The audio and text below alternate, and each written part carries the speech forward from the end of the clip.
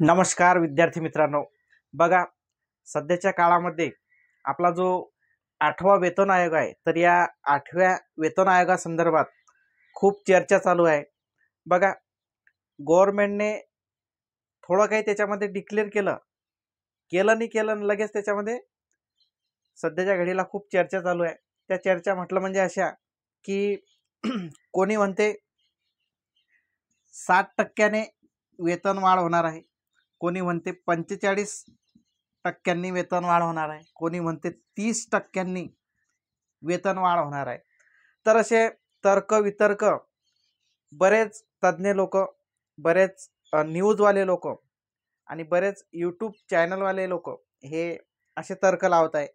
परंतु विद्यार्थी मित्रांनो, या ठिकाणी एक तथ्य आहे, ते म्हटलं म्हणजे असं की जोपर्यंत जे आपलं केंद्र सरकार आहे, जोपर्यंत हे केंद्र सरकार एक समिती गठीत करत नाही आणि ते समिती जोपर्यंत गठीत होत नाही तोपर्यंत या 8व्या वेतन आयोगासंदर्भात आपण काहीच या ठिकाणी बोलू शकत नाही, काहीच आपण या ठिकाणी सांगू शकत नाही। ते म्हटलं म्हणजे असं की नेमकी कर्मचाऱ्यांच्या पगारामध्ये कशा प्रकारे वाढ होईल, किती वाढ होईल, कशा कशा पद्धतीने वाढ केली जाईल, तर हे आपण जोपर्यंत ती जे समिती आहे ते समिती गठीत होत नाही आणि ती समिती जोपर्यंत डिक्लेअर करत नाही तोपर्यंत कोणीच या संदर्भामध्ये सांगू शकत नाही।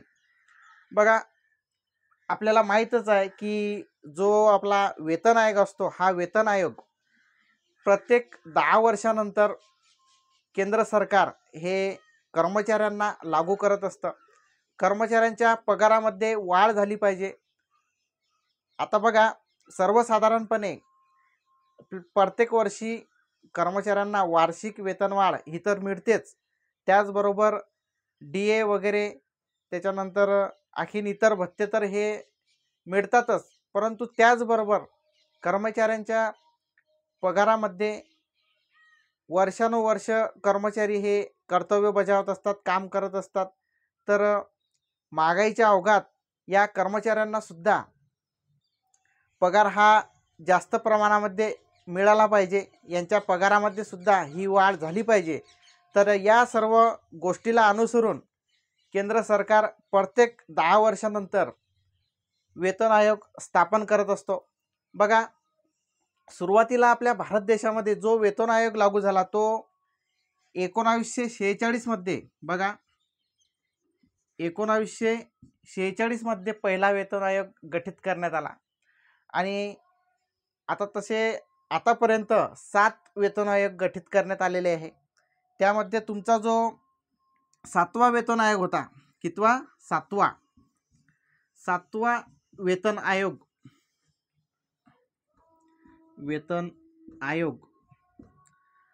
हा वेतन आयोग याची जे मर्यादा आहे ही मर्यादा संपलेली आहे, याचा जो कालावधी होता हा कालावधी संपलेला आहे। तर आता 8वा वेतन आयोग केंद्र सरकारने डिक्लेअर केलेला आहे की 8वा वेतन आयोग हा 1 जानेवारी 2026 पासून, किती? 1 जानेवारी 2026 पासून आम्ही लागू करू असं त्यांनी डिक्लेअर केलेलं आहे।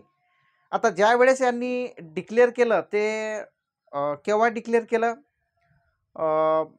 2025 जानेवारीमध्ये केंद्र सरकारने डिक्लेअर केलं की आम्ही येत्या वर्षामध्ये म्हणजेच 1 जानेवारी 2026 पासून 8वा वेतन आयोग हा लागू करणार आहोत। परंतु या ठिकाणी हे जे सर्व सिच्युएशन पाहिली असता, बघा हा तुमचा ऑगस्ट महिना चालू आहे आणि अद्यापपर्यंत आता त्यांनी डिक्लेअर करून जवळजवळ 8 महिने झाले, तरी सुद्धा अद्यापपर्यंत जी समिती गठीत करावी लागते ती समिती या ठिकाणी गठीत झालेली नाही आहे। फक्त चर्चा चालू आहे, संसदेमध्ये पण त्याच्यावर बऱ्याच चर्चा झाल्या आणि इतर समाज माध्यमांमध्ये सुद्धा खूप चर्चा चालू आहे, परंतु प्रत्यक्ष जर या ठिकाणी आपण पाहिलं तर कोणत्याही प्रकारची समिती वगैरे केंद्र सरकारने गठीत केलेली नाही आहे। तर आता हे समिती गठीत केली जाईल आणि समिती गठीत केल्यानंतर मग ते समिती सर्व ठरवेल की नेमकं कर्मचाऱ्यांच्या बेसिकनुसार की सर्व पगाराच्या त्याच्या त्या क्रायटेरियानुसार नेमकं कशा कशा प्रकारे आपल्याला कर्मचाऱ्यांच्या पगारामध्ये वाढ केली जाईल हे त्या समितीद्वारे ठरवलं जाईल. आणि तेव्हाच मग ते आपण असं बोलू शकतो, आपण असं सांगू शकतो की एवढ्या एवढ्या प्रमाणामध्ये कर्मचाऱ्यांचे पगार हे वाढतील. तर बघा, आता समितीला गठीत होण्यासाठी बराच वेळ लागणार आहे. मग ते समिती विचार विनिमय करेल, मग अहवाल त्याच्यावरती येईल. मग हा अहवाल आल्यानंतर मग त्याच्यावर केंद्र सरकार हे विचार करेल आणि त्या सर्व गोष्टी झाल्यानंतर मग तुमचा जो 8वा वेतन आयोग आहे हा वेतन आयोग लागू होईल. म्हणजेच त्याची काय अंमलबजावणी हे होणार आहे. केव्हा? ज्यावेळेस समिती गठीत होईल आणि समिती ज्यावेळेस अहवाल पाठवेल त्यावेळेस ह्या सर्व गोष्टी लागू होतील. तोपर्यंत तरी 8वा वेतन आयोग लागू होण्याची शक्यता नाही आहे. 2026 मध्ये सुद्धा सांगतोय तुम्हाला की 2026 मध्ये सुद्धा वेतन आयोग हा लागू होण्याची शक्यता नाही आहे. याला 2027 पण उजाडू शकते. कारण काय, समिती अजून गठीत केलेली नाही आहे ना, कोणत्याच प्रकारची समिती वगैरे गठीत केलेली नाही आहे अजून, त्याच्यावरती खूप काम बाकी आहे. तर या ठिकाणी थांबू. जय हिंद, जय महाराष्ट्र.